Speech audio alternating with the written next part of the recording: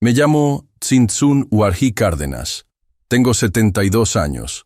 Nací en una comunidad purépecha en Michoacán donde el piso era de tierra y la comida dependía de lo que mis padres pudieran sembrar. Toda mi vida trabajé para construir algo, para dejarle algo a mi hijo. Pero el día de su boda, su mujer me sacó de la ceremonia como si yo fuera basura. Me dijo que mi acento y mi apariencia no encajaban con el nivel del evento. Ese evento que yo pagué completo. Mi hijo no dijo nada. Se quedó callado mientras su madre, que en paz descanse, lloraba junto a mí afuera del salón. Lo que pasó después de esos 15 minutos cambió todo. Pero para entender bien lo que hice, hay que empezar por el principio. Pero antes de continuar con la historia, por favor haz clic en el botón de me gusta, suscríbete al canal y comenta desde dónde estás viendo. Tu ayuda es muy importante.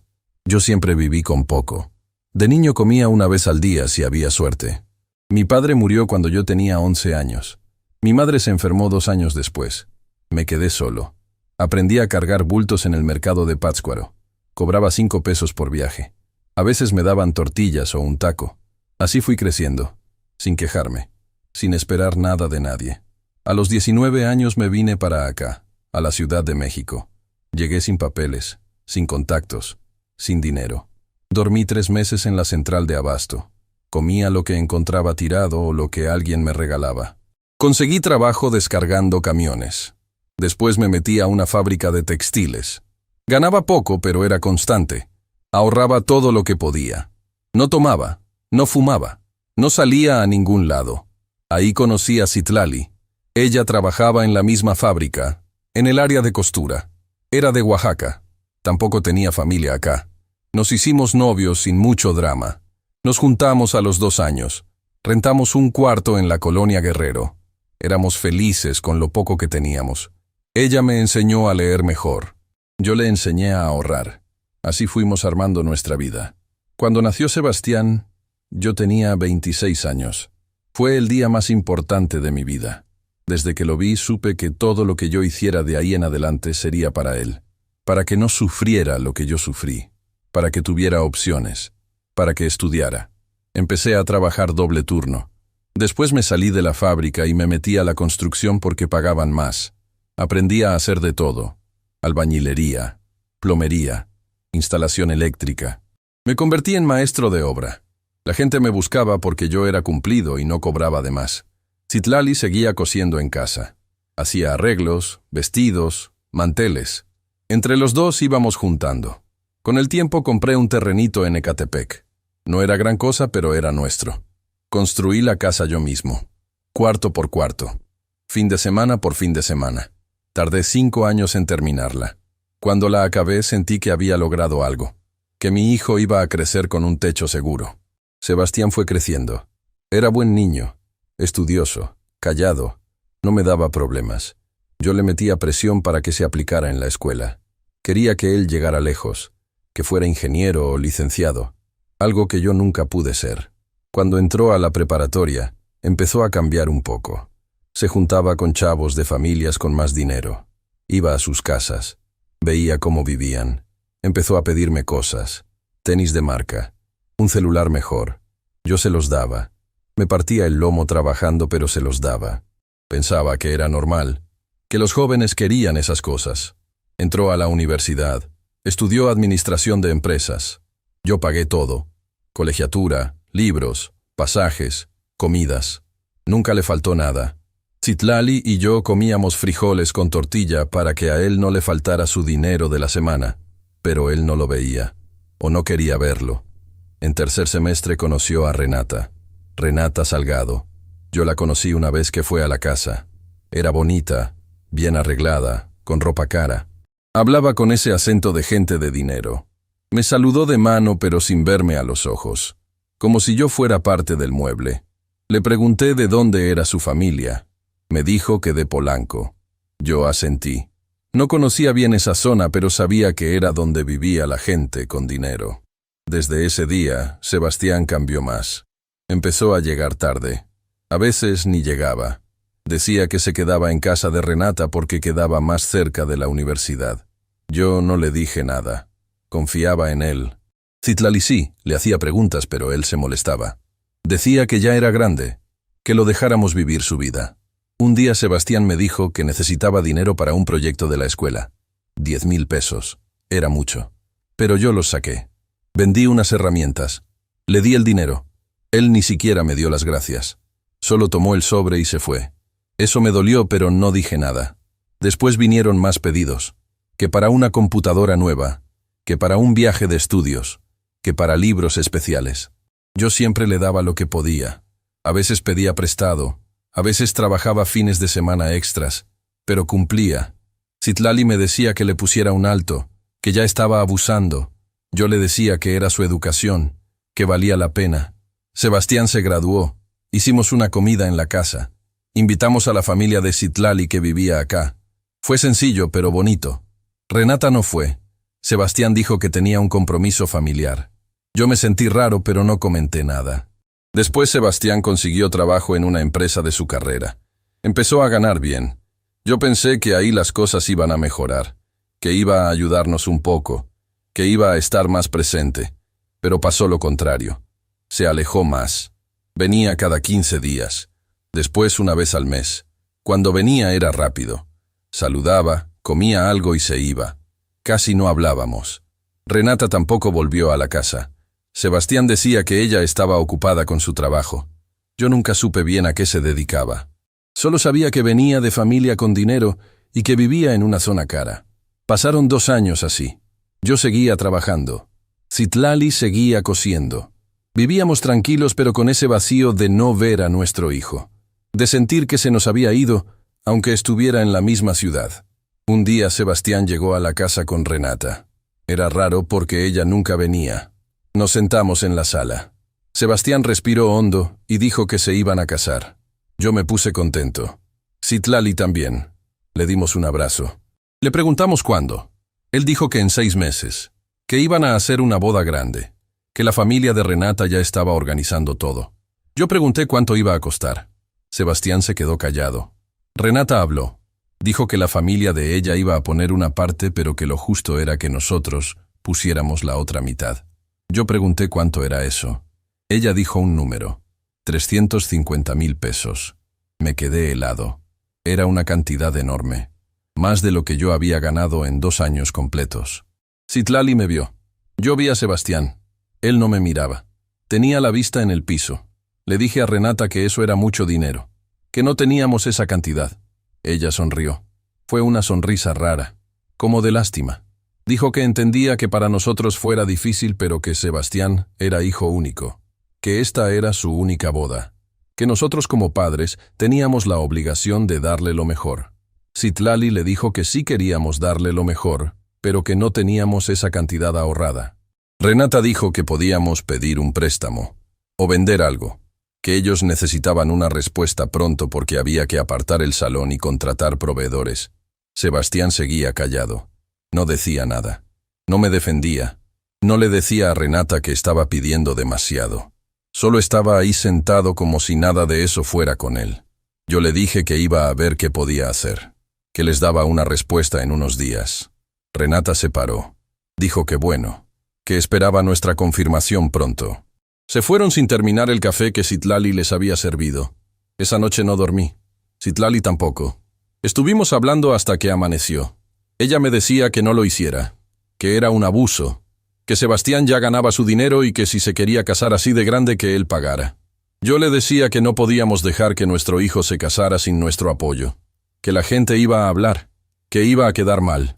Al final decidí hacerlo. Saqué todo lo que teníamos ahorrado. Pedí un préstamo en una financiera con intereses altos. Empeñé herramientas. Vendí la camioneta que usaba para trabajar. Junté los 350.000 pesos. Me costó un mes completo. Fue de las cosas más difíciles que he hecho en mi vida.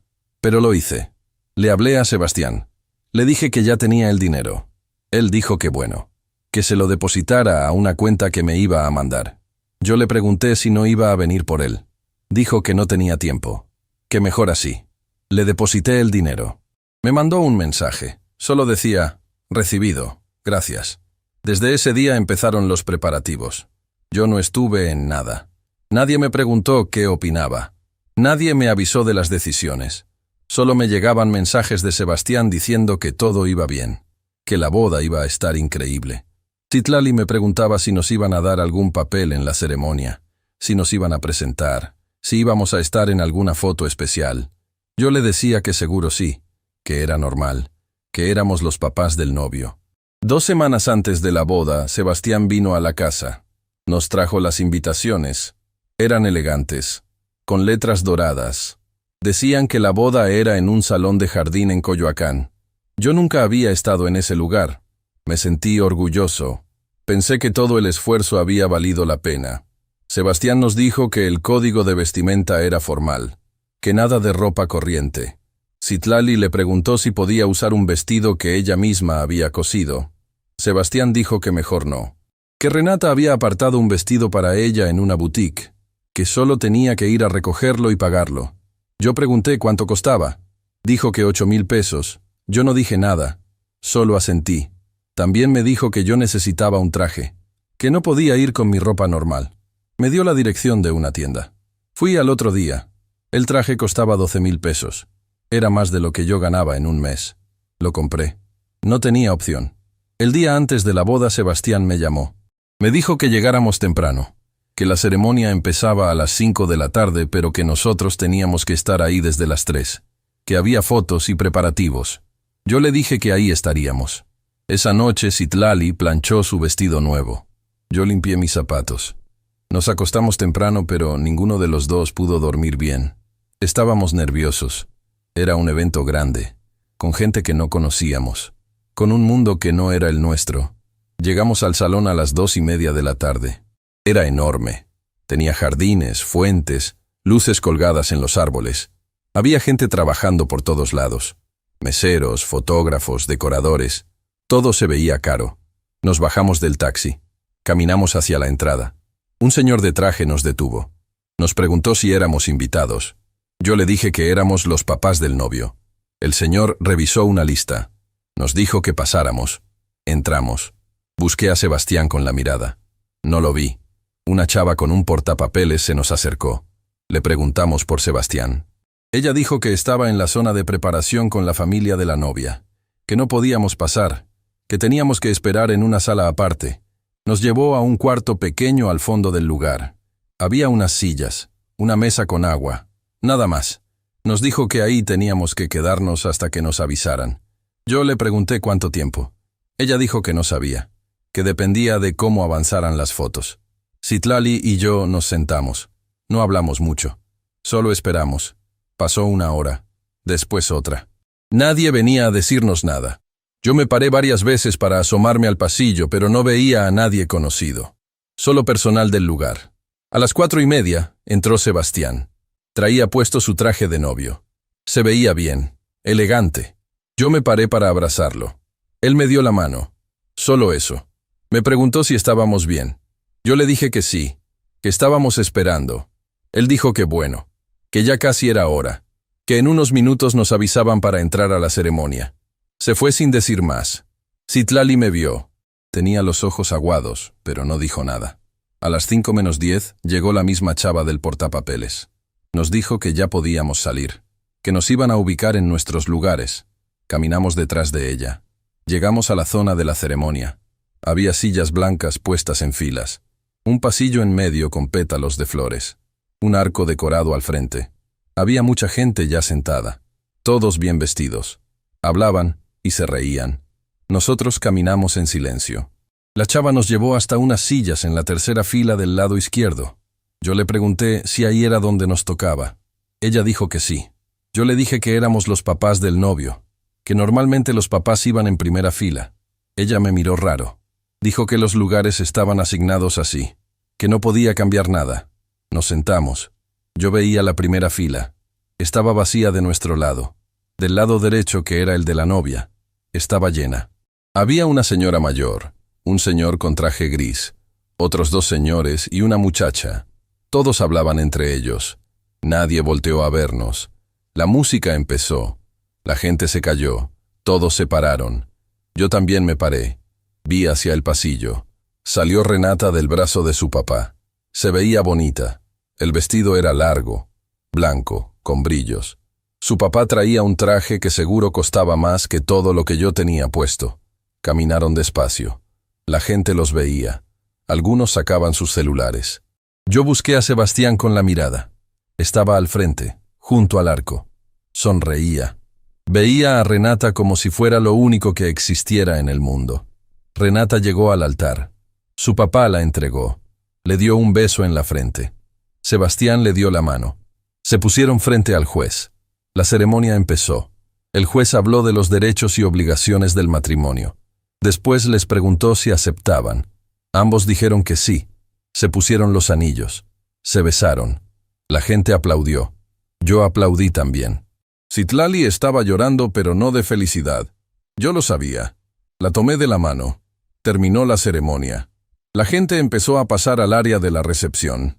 Sebastián y Renata se quedaron tomándose fotos con el fotógrafo. Yo quise acercarme. Quise felicitarlos.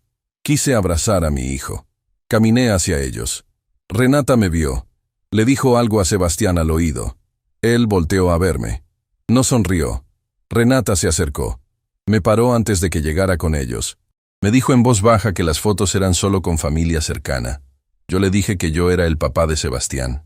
Ella dijo que sí, pero que ellos ya tenían planeado quiénes iban a salir en las fotos oficiales. Que después podíamos tomarnos una foto aparte si quedaba tiempo. Sentí algo raro en el pecho, como si me faltara aire. Le dije que estaba bien. Me alejé. Citlali me preguntó qué había pasado. Yo le dije que nada, que después nos tocaba la foto. Ella no me creyó, pero no insistió. Entramos al área de la recepción. Había mesas redondas con manteles blancos, centros de mesa con flores, luces colgadas en el techo. Todo era elegante, caro.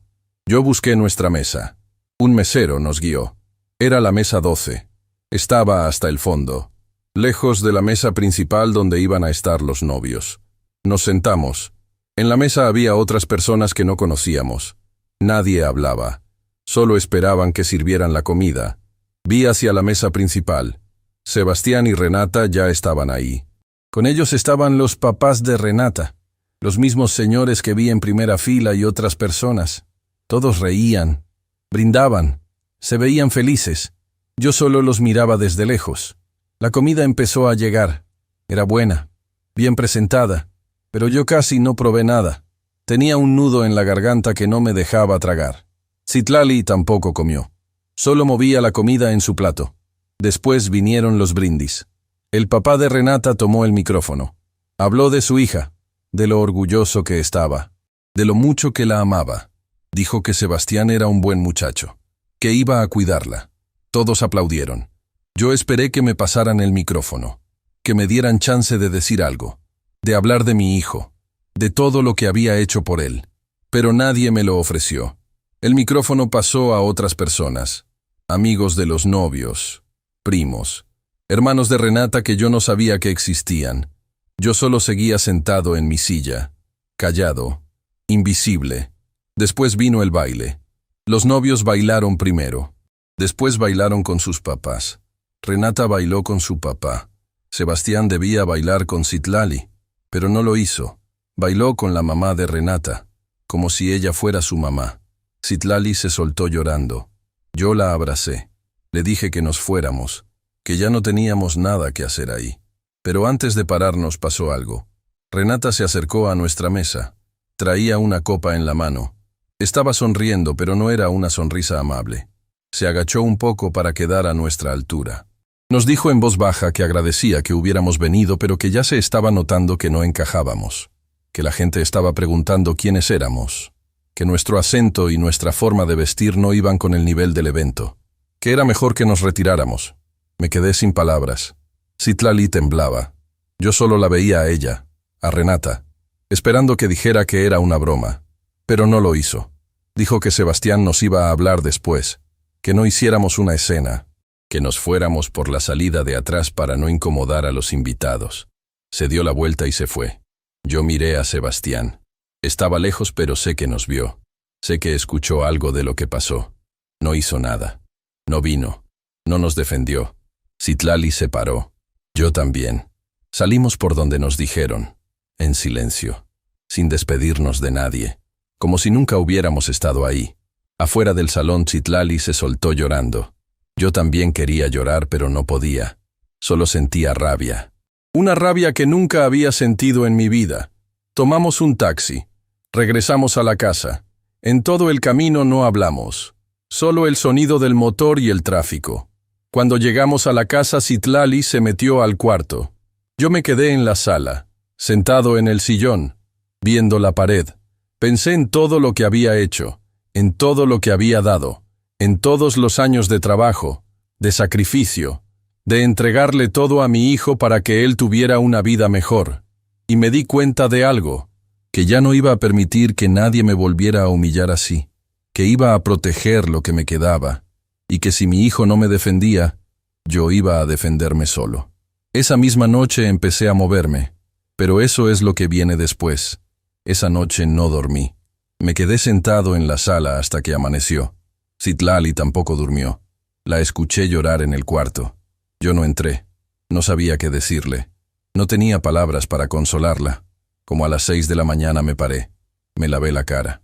Me puse ropa de trabajo. Salí de la casa sin desayunar. Necesitaba caminar. Necesitaba pensar con claridad. Caminé por el barrio sin rumbo fijo. Las calles estaban vacías. Solo algunos señores que iban a trabajar. Algunos puestos de comida que empezaban a abrir. Yo seguía caminando. En mi cabeza pasaban las imágenes de la noche anterior. La cara de Renata cuando nos dijo que nos fuéramos. El silencio de Sebastián. La humillación de salir por la puerta de atrás como si fuéramos criminales. Pero más que tristeza, lo que sentía era rabia. Una rabia fría, controlada. De esas que no hacen que uno grite o rompa cosas. De esas que hacen que uno piense. Regresé a la casa como a las 9. Citlali estaba en la cocina. Tenía los ojos rojos. Me sirvió café. Nos sentamos en la mesa sin hablar. Después de un rato ella me preguntó qué íbamos a hacer. Yo le dije que todavía no lo sabía, pero que algo iba a hacer, que eso no se iba a quedar así. Ese mismo día en la tarde empecé a revisar papeles. Documentos que tenía guardados en una caja de zapatos en el closet. Escrituras de la casa. Comprobantes de pagos. Contratos viejos. Recibos. Entre esos papeles encontré algo que se me había olvidado. Un documento que firmé hace como 10 años. Era un poder notarial que le había dado a Sebastián. En ese entonces él tenía como 20 años.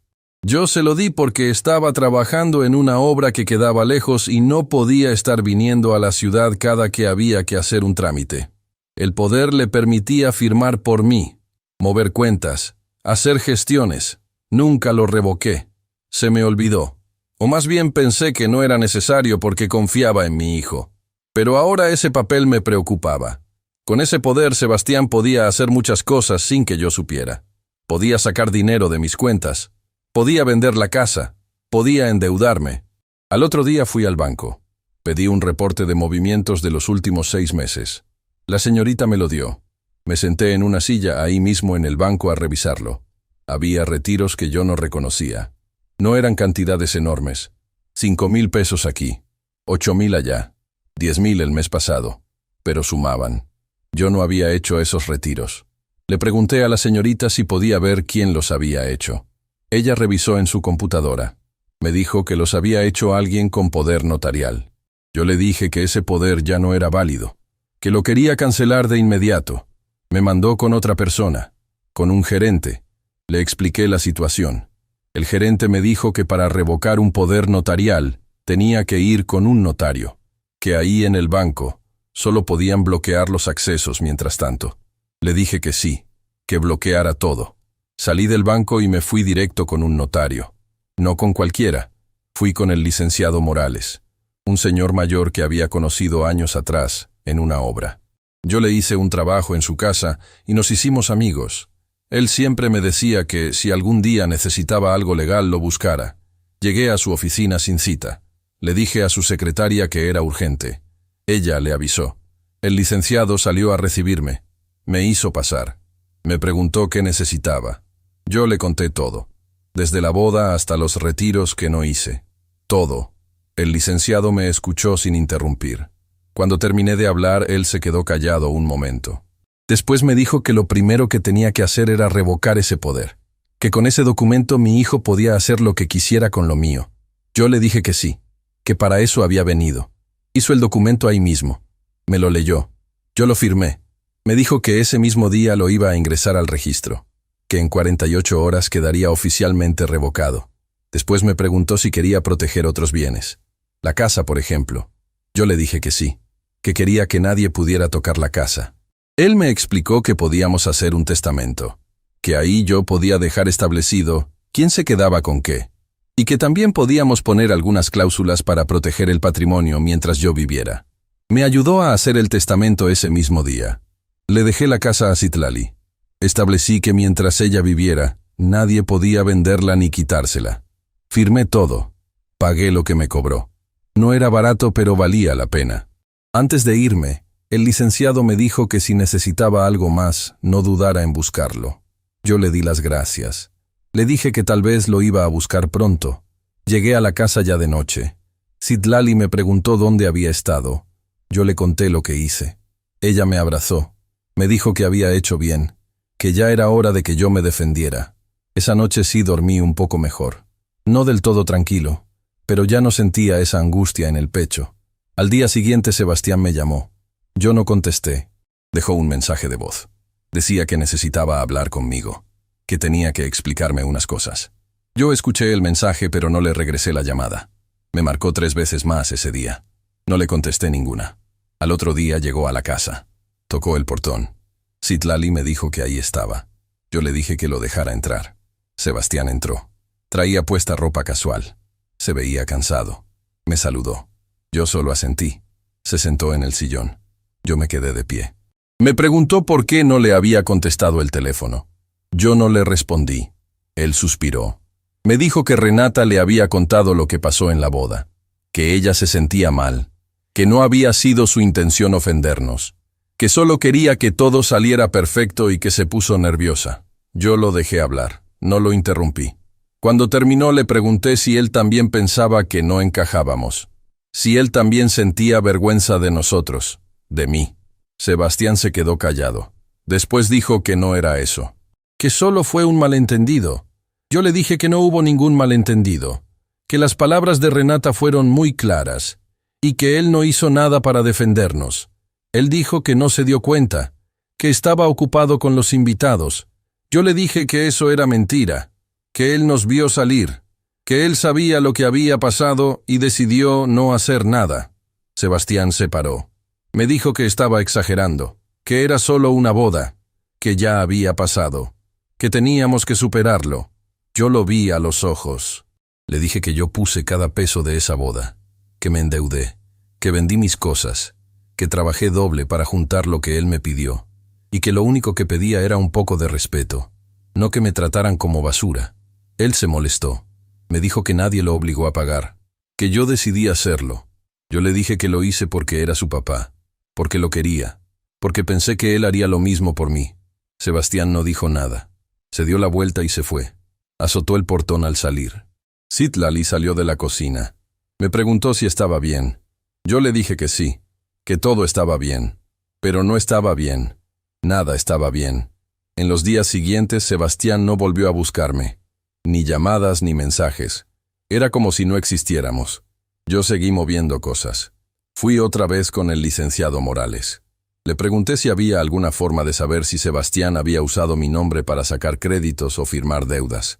Él me dijo que sí, que podía pedir un reporte de buró de crédito. Lo pedimos. Tardó como una semana en llegar. Cuando lo tuve en mis manos me senté a revisarlo con calma. Había 2 créditos que yo no conocía. Uno era un préstamo personal por 150.000 pesos. Otro era una tarjeta de crédito con un límite de 200.000. Ambos estaban a mi nombre, pero yo nunca los solicité. Le enseñé los papeles al licenciado. Él me dijo que eso era fraude, que alguien había usado mi identidad sin mi permiso. Yo le dije que sabía quién había sido. Sebastián. Con el poder que le di. El licenciado me preguntó si quería proceder legalmente, meter una demanda. Yo le dije que todavía no, que primero quería tener todas las pruebas, que después iba a decidir qué hacer. Fui a las instituciones financieras. Llevé copias del poder revocado. Les dije que esas deudas no eran mías, que habían sido hechas con un documento que ya no era válido, Me dijeron que tenía que meter un proceso de reclamación, que iba a tardar meses. Empecé los trámites. Era cansado. Muchas filas. Muchos papeles. Pero lo hice. Cada semana iba a dar seguimiento. Mientras tanto seguía trabajando. Necesitaba dinero. Tenía deudas que sí eran mías. El préstamo que saqué para la boda. Las herramientas que empeñé. Todo eso lo tenía que pagar. Pero ahora trabajaba con un propósito diferente. No era solo para sobrevivir. Era para recuperar lo que era mío. Para proteger lo que me quedaba. Un día me llegó un mensaje de un número desconocido. Decía que era el papá de Renata. Que necesitaba hablar conmigo. Que era urgente. Yo no le contesté. No quería hablar con esa gente. Me marcó varias veces. Después me mandó otro mensaje. Decía que si no le contestaba, iba a ir a mi casa. No quería que fuera a la casa. No quería que Citlali lo viera. Así que le contesté. Le dije que nos podíamos ver en un café cerca de mi casa. Quedamos al día siguiente. Yo llegué temprano. Pedí un café. Me senté en una mesa del fondo. El papá de Renata llegó 15 minutos tarde.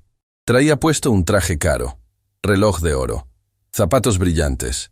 Se sentó frente a mí sin saludar. Me dijo directo que Sebastián le había contado que yo estaba haciendo problemas, que había bloqueado cuentas, que había revocado poderes, que estaba poniendo trabas para unos trámites que ellos necesitaban hacer. Yo le pregunté qué trámites. Él dijo que eso no me incumbía, que Sebastián ya era un hombre casado, que tomaba sus propias decisiones, que yo tenía que respetar eso. Le dije que iba a respetar lo que mi hijo decidiera siempre y cuando fuera con su propio dinero, no con el mío. Él se molestó.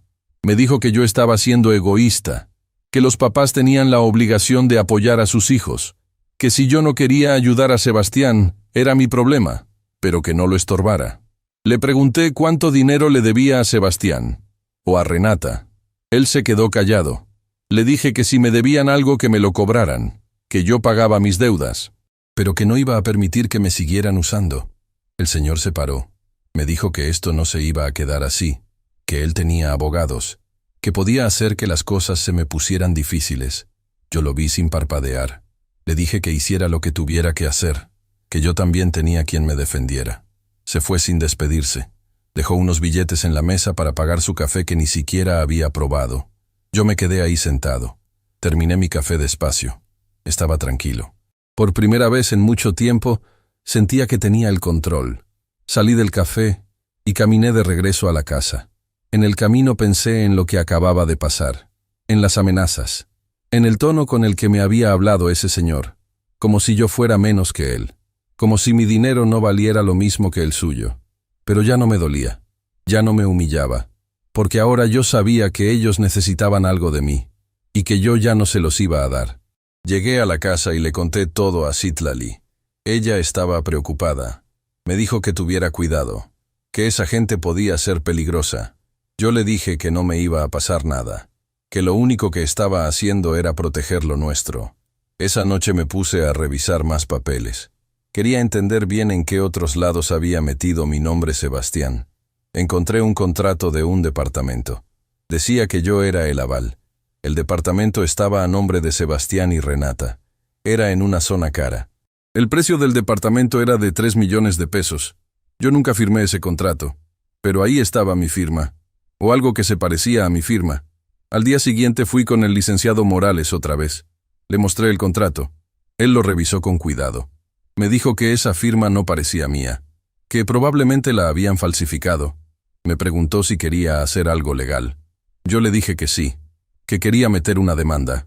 El licenciado me dijo que eso podía afectar a Sebastián, que lo podían acusar de fraude, que podía tener problemas legales serios. Yo me quedé callado. Pensé en mi hijo, en el niño que fue, en el joven que crió, en el hombre en el que se convirtió. Le dije al licenciado que hiciera lo necesario, que preparara la demanda, pero que esperara para ingresarla, que yo le iba a avisar cuándo. Antes quería darle una oportunidad a Sebastián, una última oportunidad de hacer las cosas bien. Esa tarde le marqué a mi hijo, por primera vez en semanas. Contestó a la tercera llamada. Me preguntó qué quería. Le dije que necesitaba hablar con él, en persona. Él dijo que estaba ocupado. Le dije que era urgente. Quedó en venir al día siguiente. Llegó como a las 7 de la noche. Venía solo. Entró a la casa sin saludar. Se sentó en el sillón. Yo me senté frente a él. Le puse el contrato del departamento en la mesa. Le pregunté si sabía qué era eso. Él lo vio. No dijo nada. Le pregunté si él había falsificado mi firma. Siguió callado.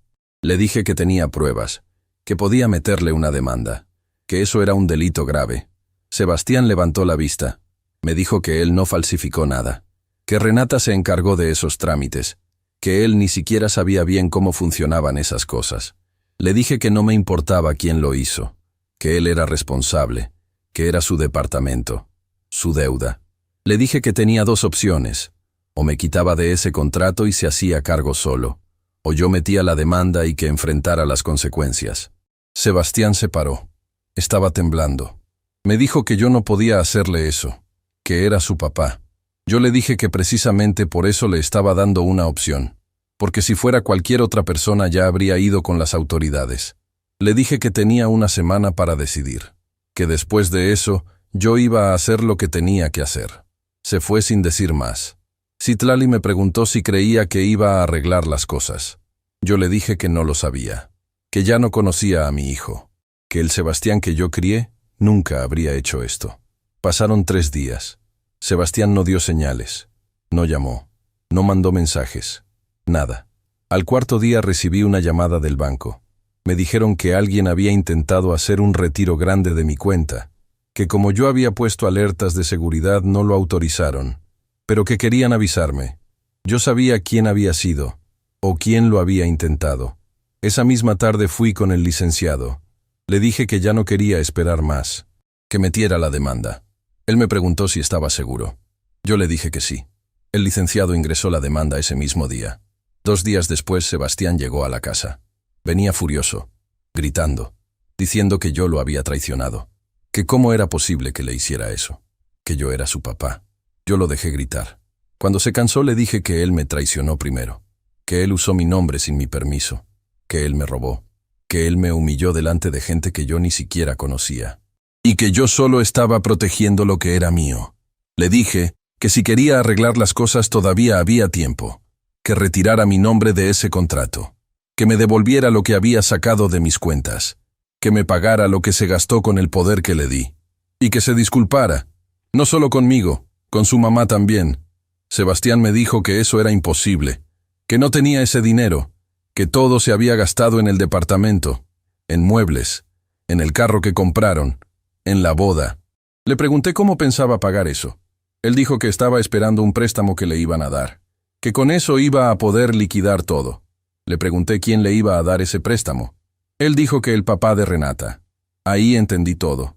Entendí que la familia de Renata no tenía el dinero que aparentaban, que estaban igual o peor que nosotros, que todo era fachada, y que me habían usado a mi hijo, y habían usado mi nombre para sostener esa mentira. Le dije a Sebastián que él había sido un tonto, que se había dejado engañar por gente que solo quería usarlo. Le dije que Renata no se casó con él por amor, que se casó por interés, por el departamento, por el dinero que pensaba que yo tenía. Sebastián me gritó que yo no sabía nada, que Renata lo amaba, que su familia solo estaba pasando por un mal momento, que pronto iban a recuperarse. Yo ya no discutí más. Le dije que se fuera, que pensara bien las cosas, que cuando estuviera listo para hablar con la verdad volviera, pero que hasta entonces no quería verlo. Se fue dando un portazo. Citlali estaba en el cuarto. Escuchó todo. Salió con los ojos rojos. Me abrazó.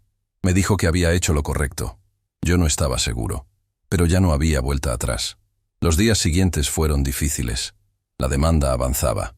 El licenciado me llamaba para darme actualizaciones. Sebastián no volvió a buscarme, pero yo sabía que algo estaba a punto de pasar. Podía sentirlo, y no me equivoqué. Una semana después de la última visita de Sebastián recibí una llamada del licenciado Morales. Me dijo que necesitaba verme urgente, que había información nueva. Fui a su oficina esa misma tarde. Cuando llegué, el licenciado tenía varios documentos sobre su escritorio. Me hizo sentar. Me dijo que había investigado un poco más sobre la familia de Renata, que tenía contactos que le ayudaron a conseguir información. Me mostró los papeles. Eran reportes de buró de crédito, demandas, juicios. La familia Salgado debía dinero por todos lados. El papá de Renata tenía 3 demandas por fraude. La mamá debía impuestos desde hacía 5 años. Tenían 2 propiedades embargadas. Todo era mentira. No tenían nada. El licenciado me explicó que probablemente por eso Renata se acercó a Sebastián. Porque vieron que yo tenía propiedades, trabajo estable, ahorros. Pensaron que podían usar a mi hijo para salir de sus problemas. Yo escuché todo sin interrumpir. Cuando terminó le pregunté qué podía hacer con esa información. Él me dijo que podía usarla para presionar, para que Renata y su familia dejaran en paz a Sebastián, o para demostrarle a mi hijo que esa mujer no era lo que él creía. Yo le pedí copias de todo. Me las dio. Salí de ahí con un folder lleno de papeles que demostraban la verdad. Llegué a la casa y le mostré todo a Citlali. Ella leyó cada documento con cuidado. Cuando terminó me dijo que teníamos que hablar con Sebastián, que él necesitaba ver esto. Yo le dije que sí, que iba a buscar la forma, pero no tuve que buscar mucho. Al día siguiente Sebastián llegó a la casa. Tocó el portón como a las 10 de la mañana. Yo abrí. Traía cara de cansado, ojos rojos, ropa arrugada. Entró sin decir nada. Se sentó en el sillón. Yo me senté frente a él. Citlali se quedó en la cocina pero podía escuchar todo. Sebastián respiró hondo. Me dijo que venía a hablar, que había pensado mucho las cosas, que quería arreglar todo pero que necesitaba mi ayuda. Le pregunté qué tipo de ayuda. Él dijo que necesitaba dinero, que el préstamo que le iban a dar se cayó, que el papá de Renata ya no podía prestárselo, que tenían que pagar el departamento o los iban a desalojar, que debían 3 meses de renta. Yo lo dejé hablar. Cuando terminó le pregunté cuánto necesitaba. Él dijo que 200,000 pesos. Me quedé callado. Lo vi a los ojos. Le pregunté si de verdad pensaba que yo le iba a dar ese dinero. Después de todo lo que había pasado, él dijo que era su papá, que los papás ayudaban a sus hijos, que él me lo iba a pagar, que solo necesitaba tiempo. Le dije que ya le había dado suficiente, que le pagué su carrera completa, que le di dinero cada vez que me lo pidió, que puse cada peso de su boda, que me endeudé por él, y que él ni siquiera tuvo la decencia de defenderme cuando su mujer me humilló. Sebastián bajó la mirada. Dijo que lo sentía, que había sido un error, que Renata estaba muy estresada ese día, que no pensó bien las cosas. Le dije que yo no le estaba pidiendo disculpas de parte de Renata. Le estaba pidiendo que él asumiera lo que había hecho, que reconociera que me había usado. Sebastián se paró.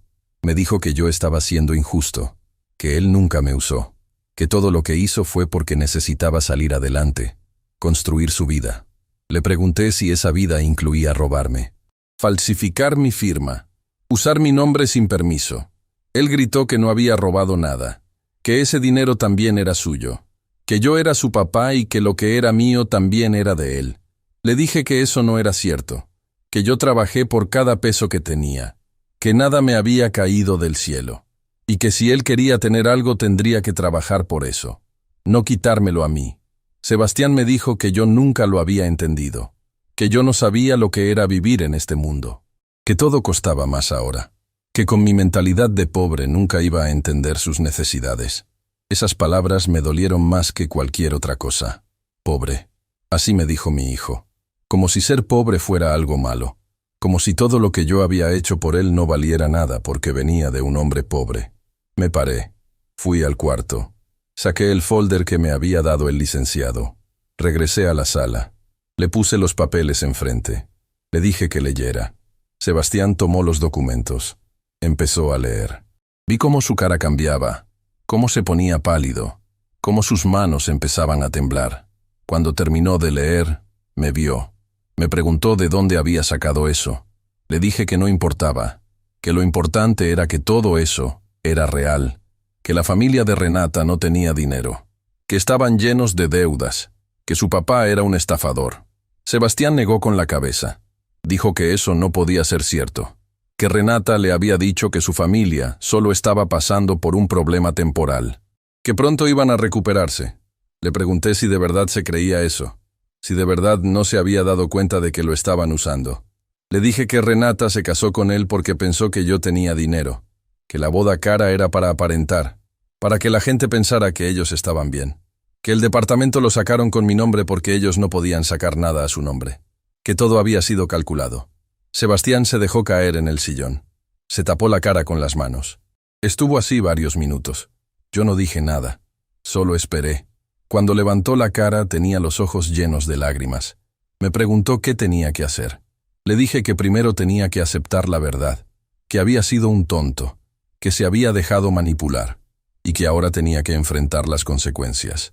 Le dije que yo lo iba a ayudar, pero con una condición, que se divorciara de Renata, que cortara todo contacto con esa familia, y que empezara de nuevo, sin mentiras, sin atajos, trabajando como yo lo hice.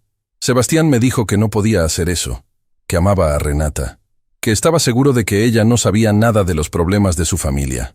Le dije que si de verdad creía eso entonces no había nada más que hablar, que tomara su decisión, pero que no contara conmigo para seguir sosteniendo esa mentira.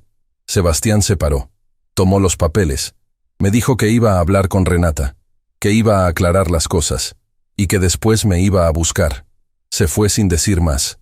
Citlali salió de la cocina. Me abrazó. Me dijo que había hecho bien, que Sebastián necesitaba ver la verdad aunque doliera. Yo solo asentí. Estaba cansado. Sentía que había envejecido 10 años en esas últimas semanas. Pasaron 4 días sin noticias de Sebastián. Yo seguía con mi rutina. Trabajaba. Iba a dar seguimiento a los trámites del banco. Revisaba que todo estuviera en orden con las propiedades. El 5.º día recibí una llamada. Era Sebastián. Me dijo que necesitaba verme, que había hablado con Renata, que tenía que contarme algo. Quedamos de vernos en un parque cerca de la casa. Llegué puntual. Sebastián ya estaba ahí, sentado en una banca. Cuando me acerqué vi que tenía un ojo morado, un labio partido. Le pregunté qué le había pasado. Él dijo que había tenido un problema, que no importaba. Nos sentamos. Me dijo que había hablado con Renata, que le enseñó los papeles, que le preguntó si sabía de los problemas de su familia. Renata se puso furiosa. Le dijo que yo era un mentiroso, que esos documentos eran falsos, que yo los había inventado para separarlos. Sebastián le dijo que los documentos eran reales, que venían del registro público, que tenían sellos oficiales. Renata le gritó que entonces él me creía más a mí que a ella, que estaba eligiendo a su familia pobre sobre ella, que era un malagradecido. Le dijo que su papá había hecho todo lo posible por ayudarlos, que le había conseguido el departamento, que le había dado contactos para su trabajo, que gracias a ellos Sebastián tenía lo que tenía. Sebastián le preguntó por qué entonces necesitaban mi dinero si su familia tenía tanto. Renata no supo qué contestar. Se quedó callada. Después empezó a llorar. Le dijo a Sebastián que sí sabía de los problemas de su familia, que por eso se había acercado a él, porque necesitaban ayuda, pero que con el tiempo se había enamorado de verdad, que ya no era solo por interés. Sebastián le preguntó si alguna vez lo había amado realmente. Renata no contestó. Solo seguía llorando. En eso llegó el papá de Renata al departamento. Escuchó la discusión. Entró sin tocar. Le gritó a Sebastián que se callara, que dejara de molestar a su hija. Sebastián le dijo que él también tenía derecho a saber la verdad. El señor lo agarró del brazo. Lo empujó. Sebastián se defendió. Ahí empezó la pelea. El papá de Renata le pegó primero. Sebastián le regresó el golpe. Se agarraron. Renata gritaba. Vecinos salieron. Alguien llamó a la policía. Cuando llegaron los separaron. El papá de Renata les dijo a los policías que Sebastián había llegado borracho, que había golpeado a su hija, que lo querían fuera del departamento. Sebastián trató de explicar, pero los policías no le creyeron. Lo sacaron del departamento. Le dijeron que no podía regresar sin una orden. Sebastián se quedó en la calle, sin ropa, sin dinero, sin nada. Durmió en su carro esa noche. Por eso traía esa cara. Yo escuché todo sin interrumpir. Cuando terminó le pregunté qué iba a hacer. Él me dijo que ya no sabía, que se sentía perdido, que había sido un idiota, que yo tenía razón en todo. Le dije que viniera a la casa, que se quedara con nosotros mientras arreglaba su situación. Él me dijo que no merecía eso, que me había tratado mal, que me había robado. Le dije que seguía siendo mi hijo, que por más errores que hubiera cometido yo no lo iba a dejar en la calle.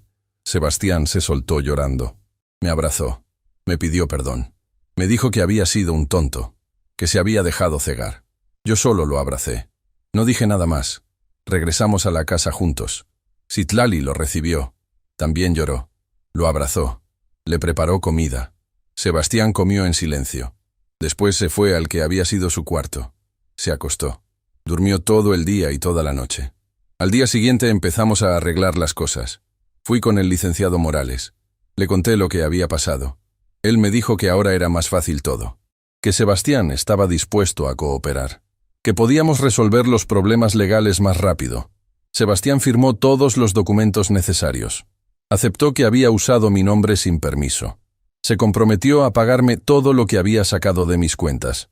Obviamente no tenía cómo hacerlo en ese momento, pero firmó un pagaré. Algo legal, con plazos, con intereses justos. El licenciado nos ayudó a meter las demandas correspondientes contra Renata y su familia. Por fraude, por falsificación de documentos, por uso indebido de nombre. Todo lo que se podía meter. También le ayudamos a Sebastián a meter la demanda de divorcio. Fue complicado porque Renata no quería firmar. Decía que todo era culpa mía, que yo había envenenado a Sebastián contra ella, que si él volvía con ella todo se iba a arreglar. Pero Sebastián ya no cayó. Ya había visto la verdad. Ya sabía quién era realmente Renata y quién era su familia. El proceso tardó meses. Fueron meses difíciles. Sebastián vivió con nosotros todo ese tiempo. Al principio casi no hablaba. Se la pasaba en su cuarto. Salía solo para comer. Citlali y yo lo dejábamos. Sabíamos que necesitaba tiempo. Poco a poco fue mejorando. Empezó a buscar trabajo. Consiguió uno en una empresa más pequeña que donde estaba antes. Ganaba menos, pero era honesto. Llegaba cansado, pero llegaba. Y llegaba a nuestra casa. A su casa. Las audiencias del divorcio fueron tensas. Renata llegaba siempre con su familia. Me veían con odio. El papá de Renata me dijo una vez que esto no se iba a quedar así, que me iba a cobrar. Yo no le contesté. Solo lo vi. El licenciado Morales le dijo que si volvía a amenazarme iban a meter otra demanda. En una de las audiencias el juez preguntó sobre los bienes matrimoniales. Renata dijo que el departamento era de ambos, que Sebastián tenía que darle la mitad. El licenciado Morales presentó las pruebas. Demostró que el departamento se había sacado con mi nombre, con documentos falsificados, que yo había metido demanda por fraude, que ese departamento no era de Sebastián, ni de Renata, que estaba en disputa legal. El juez revisó todo. Al final determinó que Renata no tenía derecho a nada, que el matrimonio se había hecho con base en engaños, que había ocultado información relevante, que había usado a Sebastián para beneficio de su familia. Dictaminó el divorcio. Sin pensión, sin bienes compartidos. Nada. Renata gritó. Dijo que eso era injusto, que ella había dado 2 años de su vida a Sebastián, que merecía algo. El juez le dijo que ella merecía lo mismo que había dado. Nada real. Solo mentiras. Salimos de ahí. Sebastián estaba callado. Yo sabía que aunque había sido lo correcto, él seguía sintiendo cosas por Renata, o por lo que pensó que era Renata. Le puse la mano en el hombro. Le dije que con el tiempo iba a doler menos, que ahora podía empezar de verdad, sin mentiras, sin cargas que no le correspondían. Él asintió. No dijo nada, pero lo vi en sus ojos.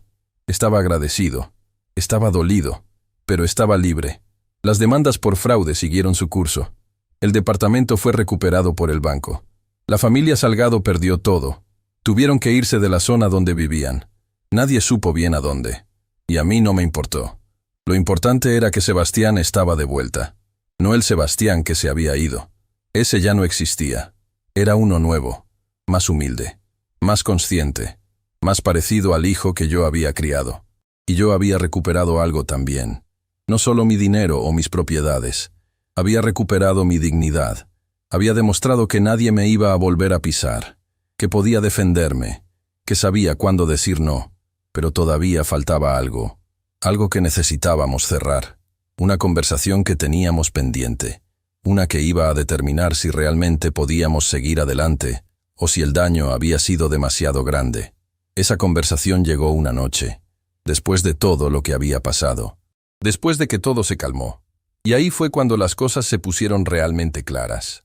Han pasado 3 años desde todo eso, 3 años desde la boda, desde la humillación, Desde que decidí que ya no iba a permitir que nadie me pisoteara. Sebastián sigue viviendo con nosotros. No porque no pueda irse. Ahora gana bien. Mejor que antes. Pero decidió quedarse.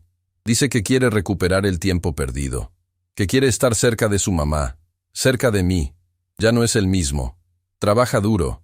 Llega a casa y nos ayuda con lo que haga falta. Los fines de semana me acompaña a hacer mandados. A veces vamos juntos a tomar café y platicamos. De la vida, del trabajo, de cosas simples, como debió ser siempre. Hace 6 meses pagó la última parte de lo que me debía. Fue al banco conmigo. Hizo la transferencia. Yo le dije que no era necesario, que ya habíamos superado eso. Él me dijo que para él sí era necesario, que necesitaba cerrar ese ciclo, que necesitaba demostrarme que era un hombre de palabra. Cuando salimos del banco me abrazó. Me dio las gracias, no solo por el dinero, por todo. Por no dejarlo en la calle cuando más perdido estaba, por enseñarle lo que realmente importaba, por no rendirme con él. Yo solo le dije que eso hacen los papás, que uno no deja de ser papá aunque los hijos se equivoquen, que siempre hay espacio para volver, siempre y cuando se vuelva con humildad, con ganas de hacer las cosas bien. De Renata no volvimos a saber mucho. Alguien nos dijo que se había ido a Guadalajara, que se volvió a casar, con otro hombre que tampoco sabía en qué se estaba metiendo. No sé si será cierto. Tampoco me importa. Esa parte de nuestras vidas ya quedó atrás. La familia Salgado tampoco volvió a molestarnos. El papá de Renata tuvo problemas legales más grandes. Lo último que supimos fue que estaba enfrentando un juicio por fraude fiscal. Su esposa se divorció de él. Sus otros hijos se alejaron. Quedó solo. Así pasa cuando uno construye todo sobre mentiras. Tarde o temprano se cae. El licenciado Morales se convirtió en un buen amigo. De vez en cuando viene a comer a la casa. Citlali le hace mole. Platicamos, nos reímos. Él dice que mi caso fue de los más satisfactorios que ha tenido. Que no siempre las cosas terminan bien. Que no siempre la gente recupera lo que es suyo. Yo le digo que no fue suerte. Fue decisión. Fue no quedarse callado. Fue entender que la dignidad no se negocia. Que uno puede ser pobre. Puede venir de donde venga, pero eso no le da derecho a nadie de tratarlo como basura. Hace un año hicimos una comida en la casa, nada grande. Solo nosotros 3. Citlali, Sebastián y yo. Fue el cumpleaños de Citlali. Sebastián compró un pastel. Yo hice barbacoa. Comimos en el patio. Hablamos de cosas bonitas, de recuerdos de cuando Sebastián era niño, de la primera vez que fue a la escuela, de cuando aprendió a andar en bicicleta, de cuando se graduó de la primaria. En un momento de la comida, Sebastián se quedó callado. Después nos dijo que tenía que decirnos algo. Citlali y yo nos pusimos serios. Pensamos que era algo malo. Él sonrió. Dijo que había conocido a alguien, a una muchacha, que trabajaba en su empresa, que llevaban saliendo 4 meses, que era diferente, que era buena gente. Yo le pregunté si esta vez había investigado bien, si sabía de dónde venía, quién era su familia. Él se rió. Dijo que sí, que había aprendido la lección, que esta vez había hecho las cosas bien, despacio, sin prisas, conociendo a la persona de verdad. Citlali le preguntó cuándo la iba a traer a la casa.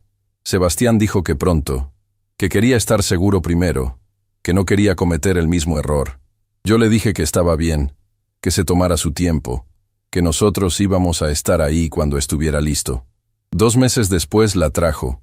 Se llamaba Lucía. Era maestra de primaria. Venía de una familia sencilla de Puebla. Sus papás eran comerciantes. Gente trabajadora, honesta, igual que nosotros. Lucía llegó a la casa con un pastel que había hecho ella misma. Le dio un abrazo a Citlali. Me saludó de mano, pero con respeto, con calidez. Se sentó con nosotros en la mesa. Platicamos toda la tarde. Preguntó sobre mi trabajo, sobre mi vida, sobre cómo había llegado a la ciudad. No con morbo, con interés genuino. Cuando se fue, Citlali me dijo que esa sí era una buena muchacha, que se notaba que era de verdad. Yo estuve de acuerdo. Pero le dije que el tiempo lo iba a confirmar, que ya no confiaba tan rápido. Han pasado meses desde esa primera visita. Lucía sigue viniendo a la casa. Cada vez la conozco más. Y cada vez estoy más seguro de que Sebastián eligió bien esta vez. Ella no pregunta cuánto tenemos. No le importa en qué colonia vivimos. No le da vergüenza que yo hable con acento, que use palabras en purépecha cuando platico con Citlali. Ella solo nos trata con respeto, como familia. Hace 3 semanas, Sebastián me pidió hablar a solas. Salimos a caminar por el barrio. Me dijo que quería pedirle matrimonio a Lucía, que esta vez quería hacerlo bien, que quería mi bendición. Le dije que la tenía, que si él estaba seguro, yo lo apoyaba. Me preguntó si podía ayudarle con algo de dinero para el anillo. No mucho, solo lo que yo pudiera. Le dije que sí, pero le puse una condición, que esta vez la boda fuera sencilla, en la casa, con la gente que realmente importa, sin pretensiones, sin endeudarnos. Él estuvo de acuerdo. Dijo que era exactamente lo que él quería. Le dio el anillo hace una semana. Lucía dijo que sí. Vinieron a contarnos emocionados.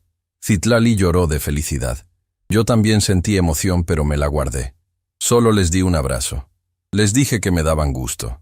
Están planeando la boda para dentro de 6 meses. Va a ser aquí, en el patio de la casa. Van a poner unas mesas, un toldo. Va a venir un primo de Lucía que toca música. Yo voy a hacer la barbacoa. Citlali va a hacer tamales. Va a ser simple, bonito, real. Esta vez sí voy a estar en primera fila. Esta vez sí voy a bailar con Citlali. Esta vez sí voy a dar un discurso si me lo piden. Porque esta vez sí me lo voy a ganar. Y esta vez, la familia que va a estar ahí es familia de verdad. No gente que solo quiere aparentar. A veces, cuando me siento en el patio por las tardes, pienso en todo lo que pasó, en la humillación de esa boda, en el dolor de ver a mi hijo darme la espalda, en la rabia que sentí cuando me sacaron como si yo fuera un estorbo. Pero también pienso en lo que vino después, en cómo me defendí, en cómo protegí lo mío, en cómo recuperé a mi hijo. No fue fácil, dolió. Hubo momentos donde pensé que había perdido a Sebastián para siempre, pero no me rendí, y él tampoco. Citlali me dice que todo pasó por algo, que Sebastián necesitaba vivir eso para madurar, para entender de dónde venía, para valorar lo que tenía. Yo no sé si las cosas pasen por algo, pero sí sé que de todo se aprende, hasta de lo más doloroso. Le he contado esta historia a muy poca gente. No me gusta andar ventilando mi vida, pero hace unos días un vecino me preguntó por qué Sebastián había vuelto a vivir con nosotros, si había tenido problemas. Yo le conté una versión corta, sin muchos detalles. El vecino me dijo que había hecho bien, que muchos papás no se hubieran atrevido a pararle en seco a un hijo, que por miedo a perderlos, los dejan hacer lo que quieran. Yo le dije que precisamente por miedo a perderlo, fue que actué, porque si lo dejaba seguir por ese camino, lo iba a perder de todas formas. Pero de una forma peor, lo iba a perder como persona, como ser humano de bien. Sebastián ahora habla diferente, piensa diferente. Cuando vienen sus amigos a la casa y ven cómo vivimos, él no se avergüenza. Les presenta a Citlali con orgullo. Me presenta a mí. Les cuenta de dónde vengo.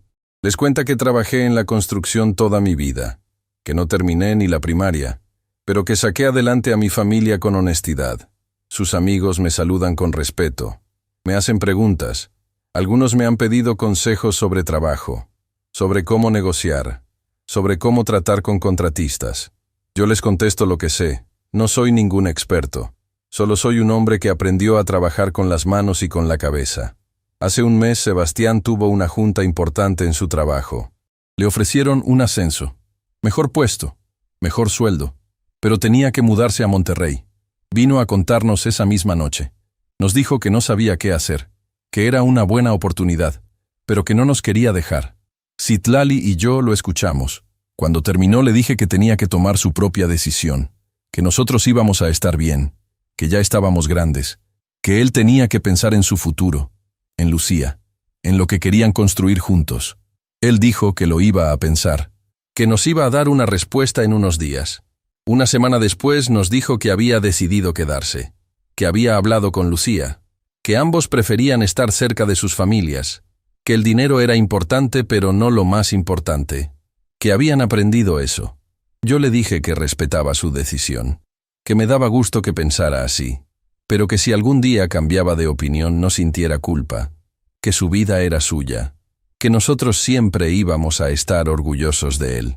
hiciera lo que hiciera, siempre y cuando lo hiciera con honestidad. Ahora cuando veo a mi hijo veo a un hombre completo. No perfecto. Nadie es perfecto. Pero es un hombre que entiende el valor de las cosas, que sabe de dónde viene, que no reniega de su origen. Y eso para mí vale más que cualquier título universitario o cualquier puesto en una empresa grande. Citlali está feliz. Dice que recuperó a su hijo, que ahora sí siente que Sebastián es el niño que ella crió. No ese muchacho extraño que llegó a vivir con nosotros esos años. Yo también lo siento así. Cuando hablamos es diferente. Hay respeto, hay cariño, hay honestidad. El otro día estábamos viendo la televisión los tres. Salió un programa sobre bodas. Bodas grandes, caras, con todo el lujo posible. Citlali cambió el canal rápido. No quería que nos sintiéramos mal. Pero yo le dije que no importaba, que dejara el programa. Lo vimos un rato. Sebastián hizo un comentario. Dijo que todo eso era puro show, que no significaba nada, que al final lo que importaba era con quién te casabas, no dónde ni cómo. Yo estuve de acuerdo. Citlali también. Después Sebastián me preguntó si yo estaba orgulloso de él. Si después de todo lo que había pasado yo podía decir que estaba orgulloso. Yo lo vi. Le dije que sí, que estaba orgulloso. No por lo que tenía o por lo que había logrado profesionalmente. Estaba orgulloso porque había sabido reconocer sus errores, porque había tenido el valor de volver, porque había aprendido. Él me abrazó. Me dijo que yo era el mejor papá que pudo haber tenido, que lamentaba todo lo que me hizo pasar.